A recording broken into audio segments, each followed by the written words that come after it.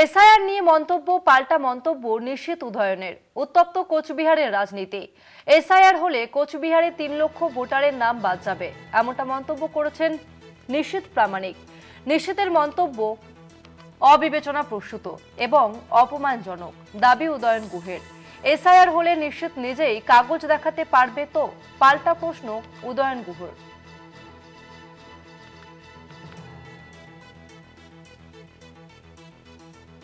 SIR হলে নিশ্চিত নিজেই কাগজ দেখাতে পারবে তো? পাল্টা প্রশ্ন করেছেন উদয়ন গুহ।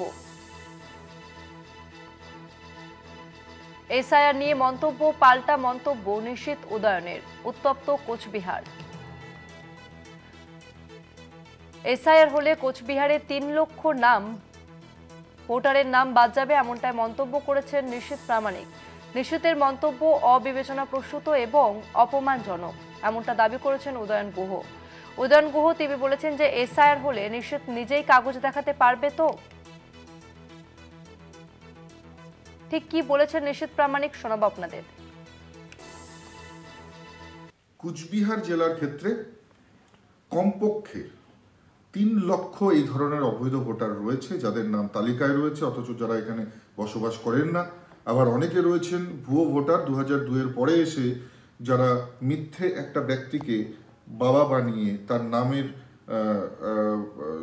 তার নামের সুবিধা নিয়ে সেখানে কিন্তু ভোটার তালিকাভুক্ত হয়েছে, সেই সব ব্যক্তি যেমন বাদ পড়বে। পাশাপাশি যারা এখান থেকে তাদের যে অ্যাড্রেস আছে পরিবর্তন করে, ঠিকানা পরিবর্তন করে বাইরে চলে গেছে, সেখানে গিয়েও ভোটার তালিকায় নাম উঠেছে, এখানেও রয়েছে।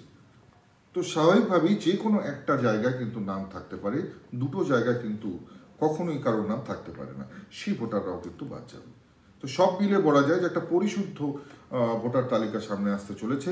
সুগারুরকুটি, ওকরাবাড়ি, গীতালদা, সুটকাবাড়ি, এই সমস্ত জায়গায় তো বিরোধীদের কোনো এজেন্টই থাকে না, কারণ সেই জায়গাগুলো তো এক একটা মিনি পাকিস্তান।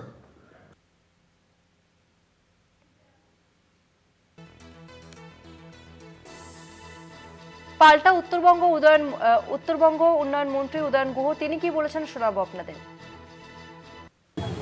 প্রথম কথা হচ্ছে, এসআইআর এর মধ্যে দিয়ে যদি অভারতীয় কারো নাম বাদ যায় ভোটার তালিকা থেকে, তাহলে সবার আগে নিশ্চিত প্রামাণিকের নামটা বাদ দিতে হবে।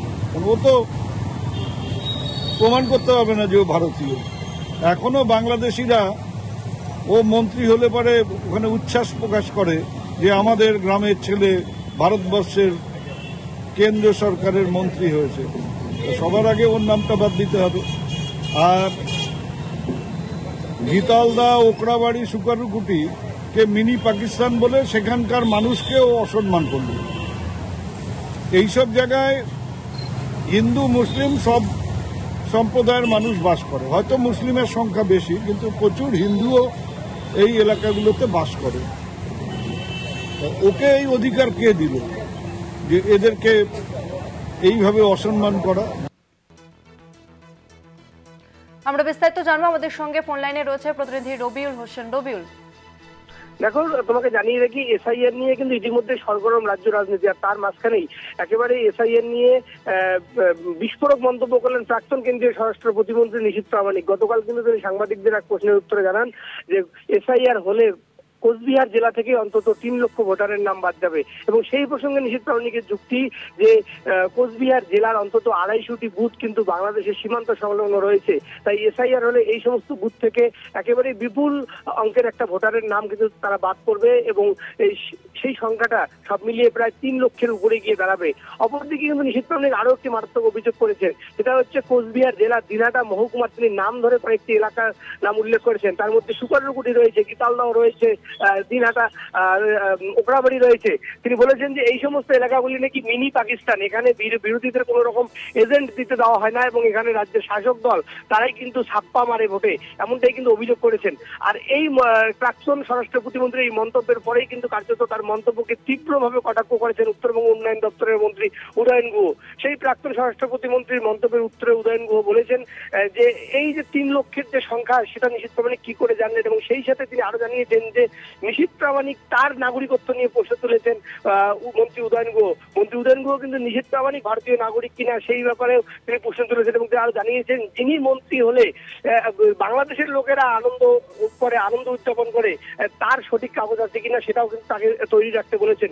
এবং একই সাথে মন্ত্রী আরো উল্লেখ করেছেন যে নিশীথ প্রামাণিক দিনহাটার, শুকররুকুটি, গীতালদাহ, ওকরাবাড়ি এই সমস্ত এলাকার মানুষদেরকে মিনি পাকিস্তান বা এই এলাকাগুলোকে মিনি পাকিস্তান বলে কার্যত তিনি এই সমস্ত এলাকাকে বা এলাকার মানুষকে অপমান করেছেন। এবং সেই সাথে মন্ত্রী আরো যুক্তি যে এলাকাগুলিকে প্রাক্তন কেন্দ্রীয় স্বরাষ্ট্র প্রতিমন্ত্রী মিনি পাকিস্তান বলে উল্লেখ করেছেন সেই এলাকারই প্রাক্তন বিজেপির নেতা এই মুহূর্তে তিনি নিষ্ক্রিয় হয়ে পড়ে রয়েছেন আবু আল আজাদ, তার নাম উল্লেখ করে মন্ত্রী কিন্তু উল্লেখ করেছেন যে এলাকাকে নিশীথ প্রামাণিক মিনি পাকিস্তান বলেছেন সেই এলাকারই এই আবু আল আজাদকে নিয়ে একসময় নিশীথ প্রামাণিক এলাকায় চাপিয়ে সন্ত্রাস করে বেড়াতো। তাহলে এই সমস্ত এলাকার কি করে তিনি মিনি পাকিস্তান বলতে পারেন। এবং সেই সাথে মন্ত্রী আরো উল্লেখ করেছেন যে এই এলাকাগুলির মানুষ যত গুণে না ভারতীয় বা তারা যতটা ভারতীয় তার থেকে কিন্তু অনেক অংশেই কম নিশীথ প্রামাণিক ভারতীয়, এমনটাই কিন্তু মন্ত্রী কটাক্ষ করেছেন। তবে তোমাকে জানিয়ে রাখি ইতিমধ্যে কিন্তু রাজ্যে এসআইআর এর বিভিন্ন কর্মসূচি শুরু হয়ে গেছে, বিএলওদের ট্রেনিং শুরু হয়ে গেছে। আর তার মাঝখানেই প্রাক্তন কেন্দ্রীয় স্বরাষ্ট্র প্রতিমন্ত্রী একেবারেই কিন্তু